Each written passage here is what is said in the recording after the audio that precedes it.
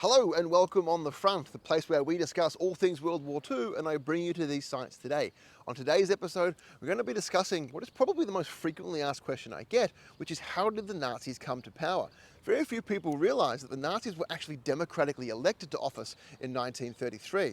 So how did they do it? Well, this is a very complicated response, and it's one that I'm probably going to do multiple videos on. So for today, I'm going to focus specifically on how they came to office here in Berlin. So how did they do it? Let's find out.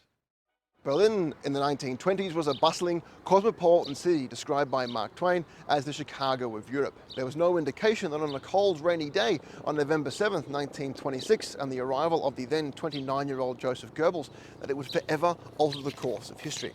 Arriving here at Anhalter Bahnhof, Joseph Goebbels was tasked with the seemingly impossible, to win the city for the Nazis.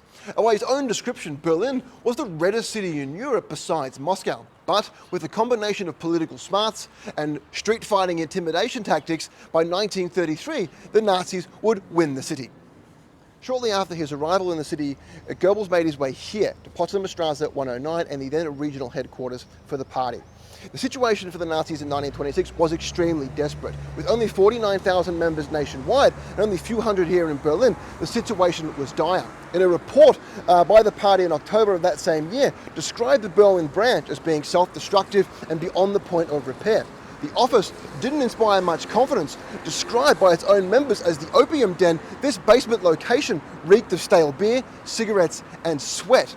Undeterred by this, Goebbels, quickly went about reforming the organization. In a 3-hour-long speech in an event in Spandau, he removed the so-called do-nothings, instilled his own section leaders, and laid out his strategy of street intimidation and a heavy reliance on propaganda to win the city.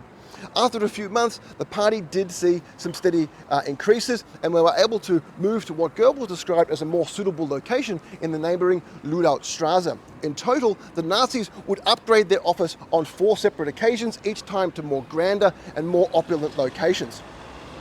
Goebbels wanted to display the Nazi Party's power here in Berlin, and he quickly went after the established parties, namely the Communist KPD and the Socialist SPD, in a strategy of provocation. The use of violence to further one's political ambitions here in Germany was not a new concept. In fact, during the formidable years of the Weimar Republic, some 354 German politicians were murdered by both left and right-wing paramilitary groups.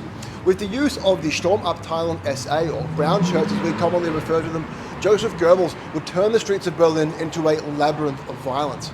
On the 27th of February 1927, he would hold an event here at the once opulent beer halls of the Pfarrer Säule, which unfortunately was destroyed during the Second World War, in an event titled The Fall of the Bourgeoisie Class. The beer hall itself was a stronghold for the members of the Communist Party who got wind of the event and tried to have it shut down. Storming into the beer hall itself, a violent brawl ensued, with the ideologically driven and young SA members throwing glasses, tables and chairs at the attacking communists, and would result in hundreds lying on the floor bloodied. However, the event would result in an overwhelming success for Joseph Goebbels, as he sent some 200 communists into the Berlin hospitals.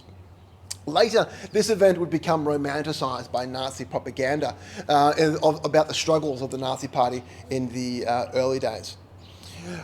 Eventually, though, the use of street violent tactics would see the police cramp down, and the Nazi Party itself ultimately became banned.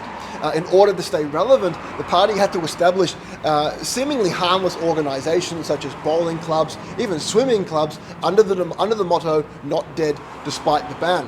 It was also during this time that Joseph Goebbels established his newspaper, Der Angriff, The Attack, in which he railed against the German police force in order to swing public opinion in their favor, showing the Nazi Party as being a party that is oppressed by the established party. The ban, however, was lifted in 1928, and the Nazis were able to run during the elections, which saw some small successes for them, obtaining 1.6% of the overall vote. It doesn't sound like much, but it resulted in them having 12 seats in the Reichstag itself. And from here, Nazi Party political success would only further increase. The Weimar Republic was Germany's very first democracy, and during the golden years of the mid-1920s was seemingly stable, if only holding on by its fingernails. The system, which was formed in the tumultuous post-First World War years, where the country bringed on the edge of civil war and suffered heavily from hyperinflation as a result of poor economic management, saw its first proverbial nail in the coffin in late October 1929 and the onset of the Great Depression. These events, however, saw Adolf Hitler skyrocketed to near prophet-like status as his years of preaching the harsh treatment of Germany under the Versailles Treaty and the country's over-reliance on foreign loans, spelling ultimate economic disaster, were proven to become true.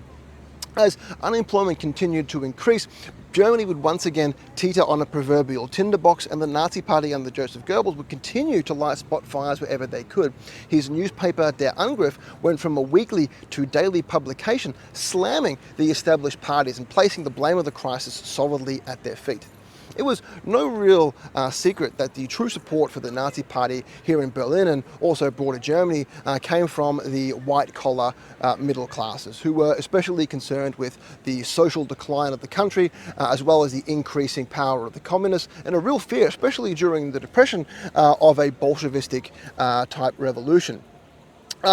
As unemployment here in Berlin hit some 600,000. Support for the Nazi Party would only continue to increase as Joseph Goebbels called upon all unemployed, and especially those who were members of the National Socialists, to open up their doors to other party members, to provide housing, soup kitchens, and work wherever possible.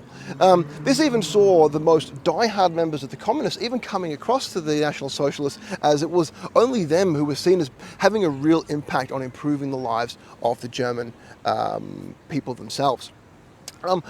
The support for the Nazi Party would ultimately peak in an event held here at Lustgarten, where some 80,000 Berliners would attend an event by Joseph Goebbels where he promised every German the right to work, and that out of this crisis a new and true socialist Germany would emerge, where the country would once again be able to provide all of its people with bread. In the months leading up to Germany's very last free and open democratic elections on the 6th of November 1932, the Nazi Party would work harder than any other party in order to secure the candidacy. Adolf Hitler would crisscross the country in his very own aeroplane, the very first politician, in fact, to really utilize this modern technology in such a way. He would metaphorically descend from the skies to the tens of thousands eagerly awaiting him, where he would provide his very famous speeches, motivating the crowd, promising a brighter and better future for all Germans. And even like all politicians going above and beyond, promising at one stage every German girl in the Reich a husband, before then ascending back in the skies to attend a rally on the other side of the country.